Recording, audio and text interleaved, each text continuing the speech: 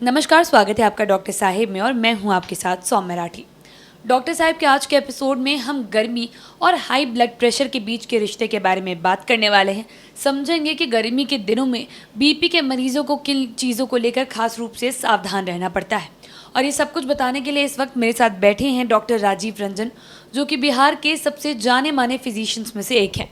सबसे पहले डॉक्टर साहब नमस्कार, बहुत बहुत स्वागत है आपका। धन्यवाद सौम्य जी। डॉक्टर साहब, गर्मी से जुड़ी अलग अलग बीमारियों के बारे में आपने हमें कई वीडियोस में बताया है, लू से जुड़ी भी बातें हम कर चुके हैं। आज के एपिसोड में मैं चाहूँगी अब दर्शकों को ये बताएं कि अगर कोई बीपी के मरीज़ हैं, हाई ब्लड प्रेशर की उन्हें परेशानी रहती है, तो ऐसे में गर्मी के दिनों में उनकी दिक्कतें किन कारणों से बढ़ सकती है? हाँ, बहुत ही ज्वलंत प्रश्न आपने उठाया है। इसका निराकरण बहुत ज़रूरी है, क्योंकि इसमें होता क्या है कि जब भी बीपी के मरीज हैं वो बीपी की दवा पर हैं, तो अगर बीपी की दवाई में एक दवाई जो बड़ा अहम दवाई है डाययूरेटिक कहते हैं, तो डाययूरेटिक या तो क्लोरथाइजाइड हो, चाहे हाइड्रोक्लोरथाइजाइड इसको कहते हैं, या क्लोरथैलिडोन हो, दोनों डाययूरेटिक है। तो कॉम्बिनेशन में हम लोग देते हैं। तो डाययूरेटिक का मतलब होता है जो शरीर से सोडियम को बाहर निकाले। तो आप सोडियम से बाहर निकालने वाली दवाई दे रही हैं बीपी घटने के लिए, और यहाँ खुद ब खुद सोडियम बाहर जा रहा है पसीने के रूप में। तो हो सकता है कि बीपी आपका अचानक इतना फॉल कर जाए और उसकी वजह से सोडियम लॉस भी हो जाए। सोडियम लॉस में अगर आपकी उम्र ज़्यादा है, 65 के हैं, 70 के हैं, 75 के हैं, तो इलेक्ट्रोलाइट इम्बैलेंस होने की वजह से आपको चक्कर खा के गिर भी सकते हैं, बेहोश हो सकते हैं। क्योंकि हाइपोनेट्रीमिया एक अपने आप में एक अहम मुद्दा है कि जो ओल्ड एज में कभी आपने देखा होगा कि 75 साल, 80 साल, 85 साल में लोग अचानक बेहोश होकर गिर पड़े और कोई कारण नहीं निकला, सिर्फ सोडियम की कमी रही।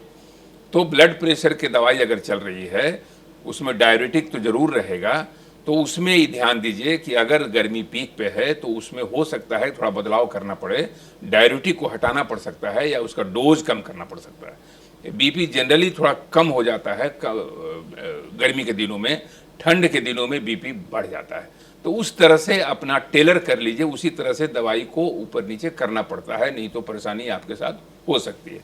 तो इन झंझटों से निजात पाने के लिए ज़रूरी है कि आप अपने चिकित्सक जो जिनसे बीपी की दवाई चल रही है उनसे बराबर बीपी की जांच करवाते रहें और उसके आधार पर दवाइयों का परिमाण ऊपर नीचे करते रहें। जी डॉक्टर साहब, ये तो आपने बताया कि दवाई के डोज जो है ऊपर नीचे हो सकते हैं, लेकिन क्या कोई और चीज़ें हैं जो गर्मी के दिनों में ट्रिगर फैक्टर बन सकती है?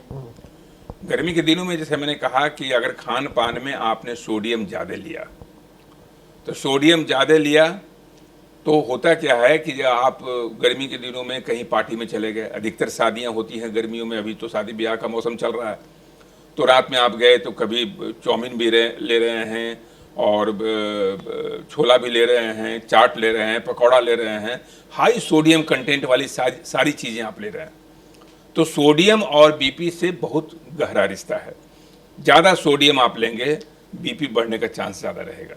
तो इसलिए खान पान में जहाँ चाइनीज़ डिश, जहाँ ये सब जो डिश है आपने लिया, और अधिकतर शादियों में देखें कि इन स्टॉल पर ज़्यादा भीड़ होती है बनिस्पत ट्रेडिशनल फूड के स्टॉल पे, तो इसमें लेने के बाद आपके अगर बीपी के मरीज हैं तो आपको सूट कर सकता है।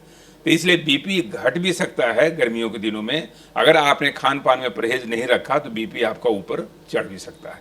तो घटने और चढ़ने की प्रक्रिया जो है ये गर्मियों में चलती रहेगी। आपको सजग रहना होगा, सतर्क रहना होगा, ताकि ब्लड प्रेशर के कहर से आप अपने आप को मुक्ति दिला सकें। जी डॉक्टर साहब, मैं ये जानना चाहूँगी कि क्या बीपी के मरीजों के लिए बीपी कंट्रोल में रखने का कोई और एक्स्ट्रा प्रिकॉशंस भी गर्मी के दिनों में लेने चाहिए? एक्स्ट्रा प्रिकॉशन तो यही है कि बीपी की दवाई कभी मिस न करें। बीपी तो हमेशा खाना है, लेकिन बीपी की दवाई को रेगुलेट करते रहें। दूसरी चीज़, जैसा मैंने कहा, खान पान में नमक वाला सेवन, यानी जितने भी जो चाइनीज़ डिशेस हैं, चाहे जो भी पिज़्ज़ा है, बर्गर है, जो फास्ट फूड्स हैं, उसका सेवन कम से कम करें। जितने भी नॉर्मल ब्लैंड डाइट का सेवन करेंगे, ब्लड प्रेशर कभी आपको दगा नहीं देगा, धोखा नहीं देगा। उम्मीद करती हूँ कि डॉक्टर साहब ने जो बातें बताई हैं आपने उन्हें ठीक तरीके से सुना और समझा होगा। इसी के साथ जल्द मुलाकात होगी अगले एपिसोड में। तब तक के लिए अगर वीडियो को फेसबुक पर देख रहे हैं तो पेज को लाइक करें, यूट्यूब पर देख रहे हैं तो चैनल को सब्सक्राइब करें। कमेंट सेक्शन या मेल बॉक्स के माध्यम से आप बता सकते हैं कि डॉक्टर साहिब से आपके क्या सवाल हैं। धन्यवाद।